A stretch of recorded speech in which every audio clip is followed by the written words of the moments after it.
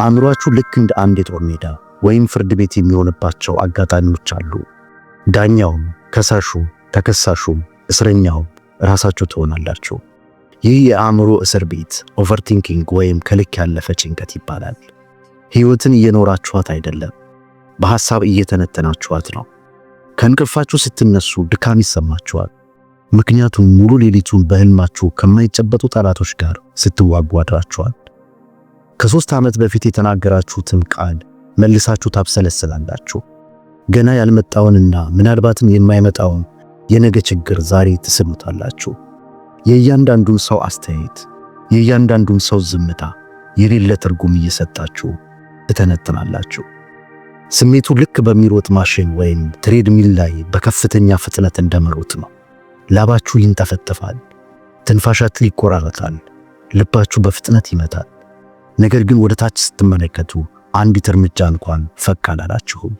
ወዳጆቼ፣ ዛሬ የተሸከማችሁት ከባድ ሸክም የባንክ ዕዳችሁ፣ ስራችሁ ወይም ቤተሰባችሁ አይደለም። በዚህ ምድር ላይ ከባድ ሸክም ማለት የገዛ አእምሮአችሁ የሚፈጥረው ሐሳብ ነው። ማህበረሰባችን በጥልቀት ማሰብ የብልህነት ምልክት ነው ይለናል። ችግሩን አጥብቀን ካሰብንበት የምንፈታው ይመስለናል። ነገር ግን ወጥመዱ እዚህ ጋር ነው። ጉድጓድ ውስጥ ገብታችሁ ለመውጣት እየቆፈራችሁ ነው። ነገር ግን ለመውጣት የምትጠቀሙበት መቆፈያ ያንኑ ጉድጓድ እያሰፋው ነው። የፈጠረባችሁን ችግር በዚያው በተጨነቀ አእምሮ ልትፈቱት አትችሉም። አንድ በጥንት ጊዜ የተነገረ ምርጥ አባባል አለ። የደፈረሰን ውሃ ለማጥራት ከፈለክ አትነካካው፣ ዝም ብለህ ተወው የሚል። ኦቨርቲንኪንግ ማለት የደፈረሰን ውሃ እንደገና መበጥበጥ ማለት ነው።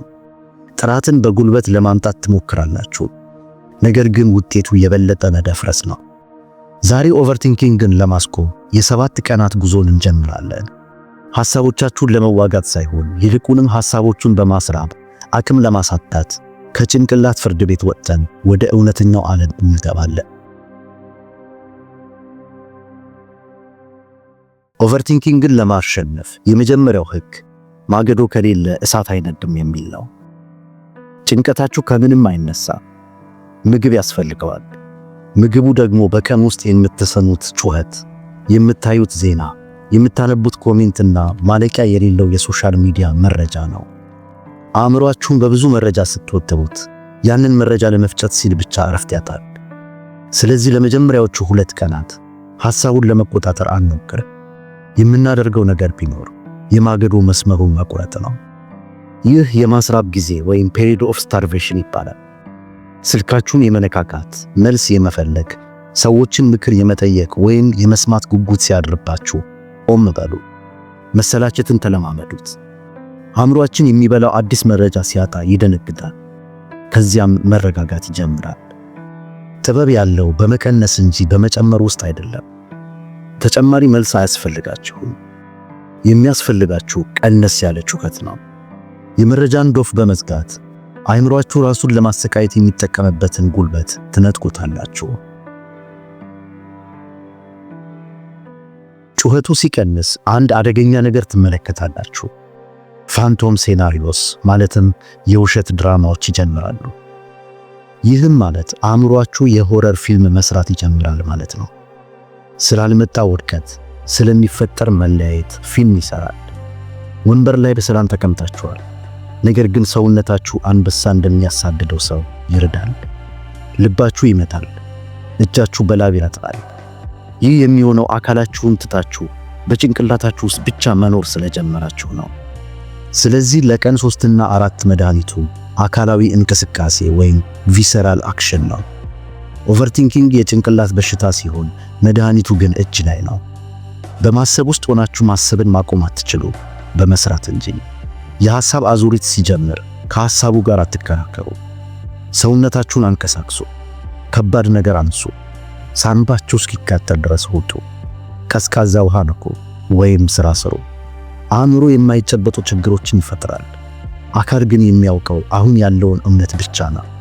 ትኩረታችሁን ወደ አካላዊ ህመም፣ ወደ ቅዝቃዜ ወይም ወደ ትንፋሻችሁ ስትመልሱት አእምሮ ከውሸቱ ነገ ወጥቶ ወደ እውነተኛው ዛሬ ለመመለስ ይገደዳል። ድርጊት የጭንቀት ጠላት ነው። ልክ መንቀሳቀስ ስትጀምሩ ያ የሚያስፈራችሁ መንፈስ ይጠፋል። አሁን አይምሮአችሁ ሲረጋጋላችሁ መፈረጅን ወይም ሌብሊንግን ልመዱ። የምንሰቃየው እኮ እያንዳንዱን ሐሳብ እንደ እውነት ወይም ፋክት ስለምንቀበለው ነው። አንድ ሐሳብ መጥቶ ሰዎች ይጠሉሃል ሲላችሁ ልክ ድንጋይ ላይ እንደተጻፈ እውነት አሜን ብላችሁ ትቀበላላችሁ። እወድቃለሁ የሚል ሐሳብ ሲመጣ እንደ ትንቢት ታዩታላችሁ። ነገር ግን ሐሳብ ማለት ያው ሐሳብ ነው፣ እውነት አይደለም። ልክ እንደ ማስነጠስ ወይም እንደ ማዛጋት ያለ የአእምሮ ክስተት አድርጋችሁ ቁጠሩት።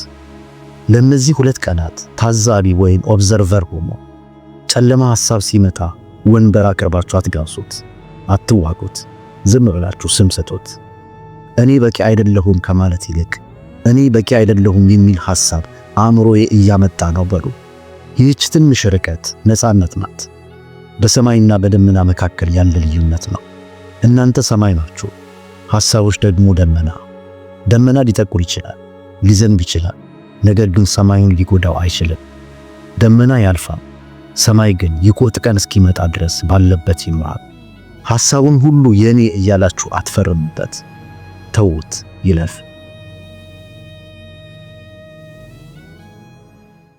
በመጨረሻም በሰባተኛው ቀን ከሁሉም የሚከብደውን ትምህርት እንማራለን። እጅ መስጠት ወይም ሰሬንደር፣ ሁሉንም ለመቆጣጠር አለመሞከር ማለት ነው። ልንገራችሁ፣ ኦቨርቲንኪንግ ማለት እኮ ስሙን የቀየረ የመቆጣጠር ፍላጎት ወይም ኮንትሮል ነው።